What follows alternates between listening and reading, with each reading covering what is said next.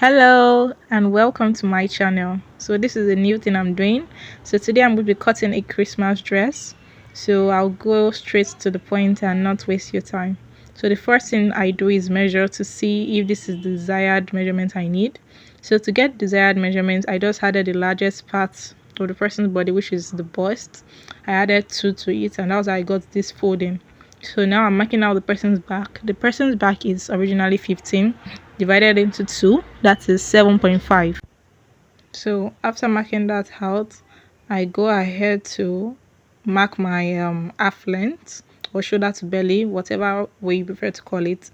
So I mark that out. The person's shoulder to belly is 16, but I use 17 because I'm going to be cutting off some parts at the shoulder and for joining allowance. So that's what I marked there. I always ensure to mark on both sides of the fabric so that it's easy for me to connect the line like properly. So I can go ahead and mark 17 again on the other line. Then I connect with my ruler.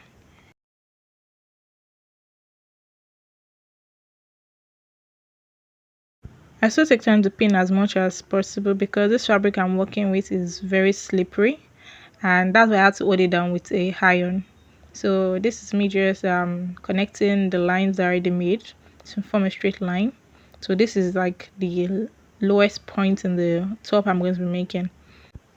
Then I move on to measure my breast point. If you don't know what your breast point is your shoulder measurement to your nipple point, which is 10. Now that I'm using for this person. Then just like I did, I marked them on both sides before I connected the lines. And after doing that, I went to measure my on the bust, which is most times 3 inches, well, depending on the person's bust size, but it ranges from 3 inches to about 4.5 inches.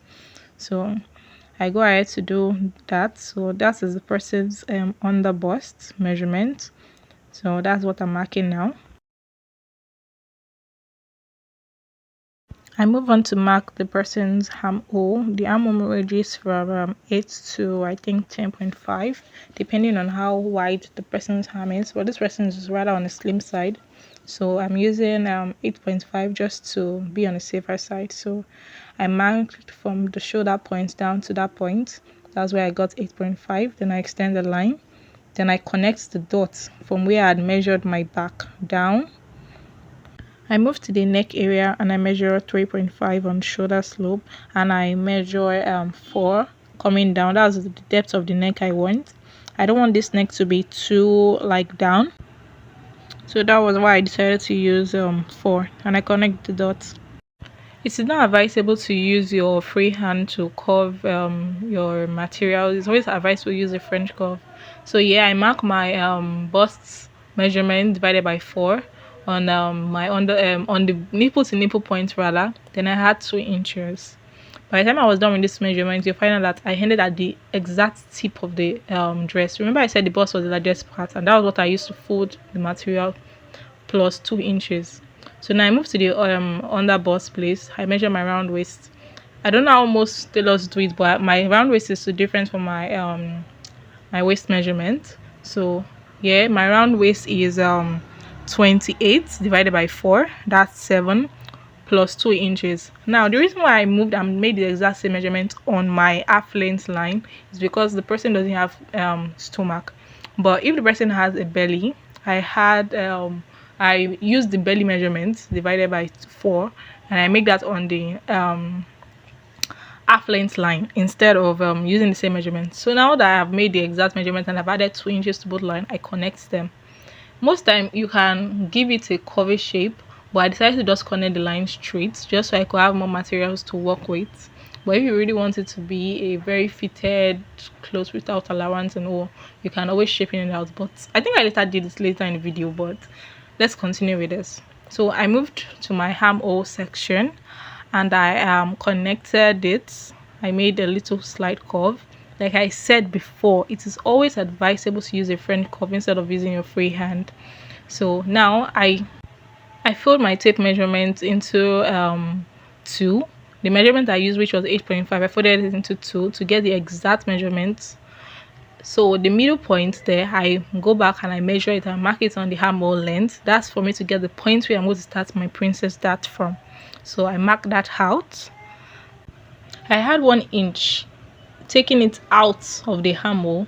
This is to solve the lack of materials. People are always saying that the material is not enough by the time they end up cutting their princess that. So with this way of adding 1 more inch, you have excess materials to work with. Now I go to mark my nipple to nipple point, which is rather nipple to nipple distance, which is 8.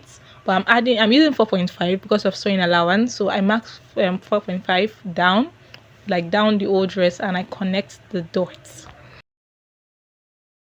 So this is the final look. This is the breast point, under bust, and half length. So I go back to that part where I measured and I connect to the point, that my breast point, the top of it. So like I said again, I am overemphasizing this. Yes, I know. Always use a French curve or something curved. Don't use a freehand like me.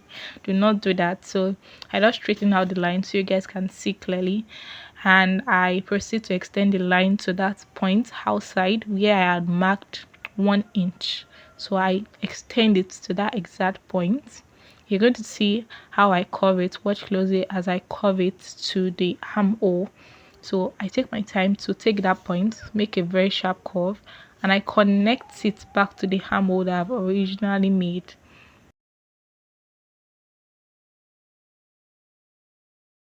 I go back to the shoulder and I minus 0.5 inch. This is to help me create a slight slope, not too much. So watch my closely. The ruler is slant, so I connect on the sharp points there to the place where I had marked to give me a slant slope. And this is because female shoulder are usually very slant in comparison to that of a male. So this will give the falling effect of the dress. So I go ahead to just cut this since I am done here.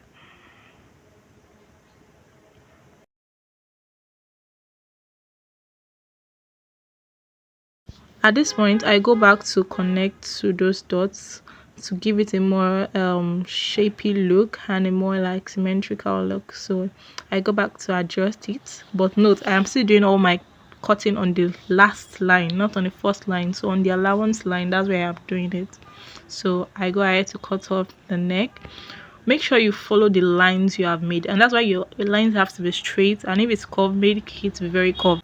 As much as possible, try and avoid any form of mistake. Just take your time cutting this as much as possible. Cut it as carefully as possible. Now watch closely how I cut this part, this extended part. Watch.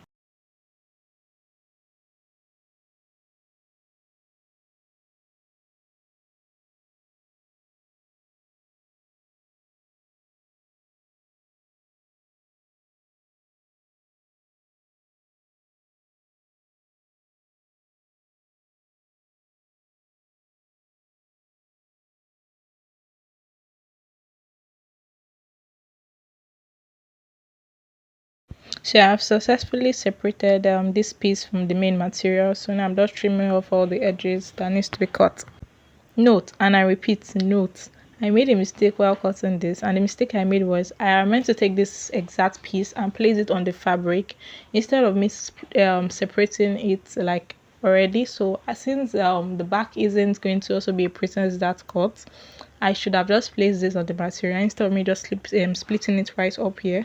But just watch as I split this so you know how to split yours when the time comes. But next time, do not follow this process. It is always advisable to place the front piece on the back piece to cut it, but make sure you had a 2 inches allowance. But I'm going to take you through the steps. So this is me now freshly folding a new piece. Remember, whatever measurement I'm using here, I'm adding 2 inches to it. So I go ahead to pin again just so the clothes doesn't slip off the table, and I place the pieces. Now you see it's going to be difficult cutting it because they are splitted, but it is just always advisable to place the front piece rather on the back, then you cut the back before you split the front.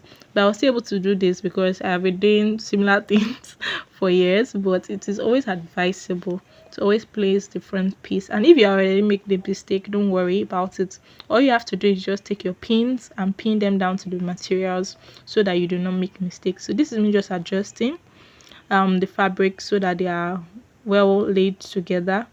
Then I go ahead to measure the excess to see if I have exactly 2 Feel free to use your ruler to extend the line. So I extend the line from the neck, but I didn't do that for the bottom part. But you can choose to do this. It doesn't mean you are lazy or anything. It's just you trying to make it work perfect. So feel free to use your ruler before you cut.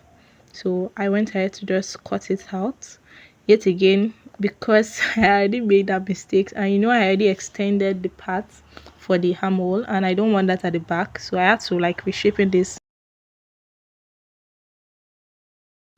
Do not do this at all under any circumstance, removing your template from like the material. And note, it's also shifted, so I had to like readjust it before I cut it, and I made my measurements again so I could get the right armhole before I cut it out. So if you know you're not ready to do that, just pause, take a break, go and take a sip and come back. Don't rush the whole process. So yet again, on the back I measured from the shoulder to the breast point, which is 10. I marked it. Then I now went to measure the nipple distance, which initially I told you was 8, but now because I already added 2 inches to the zip allowance, so I had to have that 2 inches to the breast point, this rather the nipple to nipple distance. So I went ahead and marked 6 inches, and I connected it to the point where 10 was, and I made a straight line. Now the line I'm making here is to get a perfect dart that is symmetrical to the one in front, so that it doesn't look wobbly. One of the things I hate about sewing is when I see a dart that doesn't align, or any line, literally any kind of stitch that doesn't align. I hate it so much. I tend to make my work very perfect, and this is the best measurement that you can use. So from there I make a 0.5 distance between each hole, and I go ahead to just notch that point on both fabrics, so that whenever I'm sewing, even if the mark is not on the other side, I know where I notch and I connect. So now it's time for the hand. I just skip through this so that the video doesn't get too long. So this is me just finishing up the hand.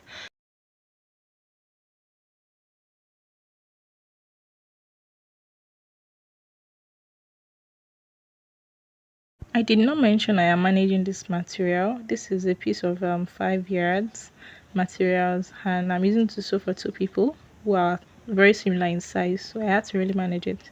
So I've gotten my desired point. How I got this was by using a particular formula. I'll be displaying the formula to you so that you guys can see the formula and use it.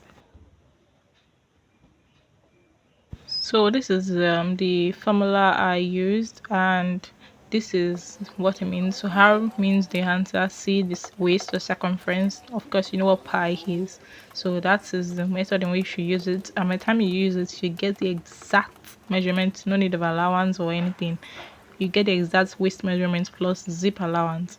But if you have to use it for a elastic, when you're using an elastic band instead of zip, you have to add 2 inches to whatever you get as the end calculation. You have to add 2 inches before measuring it. So I went ahead to measure the length of this gown, and how I got it was by adding, rather minusing my half length, which is 16, from the person's original length, which is 46, and I got 26.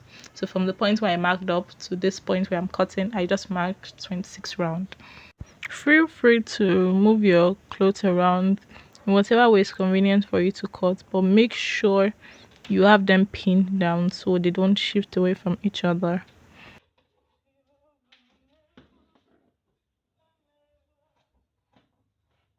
At this point, you just have a big circle that has been split in the middle and at the bottom.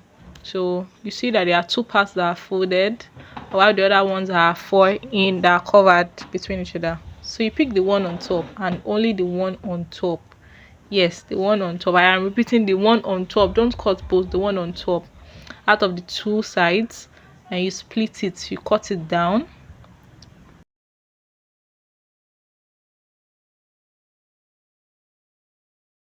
By the time you are done splitting, you find out you have 2 splitted one on top and one that is not splitted. But we are not done here. At this point, you find out you have 3 pieces, so 2 slitted ones and 1 unslit one.